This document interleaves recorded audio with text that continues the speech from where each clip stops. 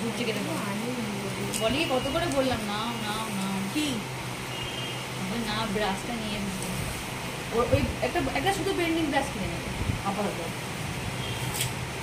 অনেক তখন প্রথম কিনেছিলাম। হ্যাঁ এখন তুমি চিনে গেছো, এখন কিনতে পারবে। এই মা এটা কি না এটা তোমার হাতেই লেগেছিল। কি হয়েছে?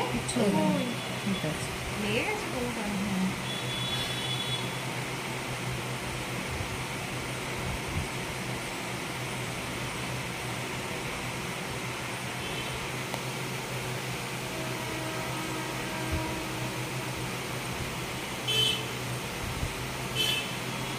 এটা নিজের নোকে করেছেন না মুখ নিজের নোকে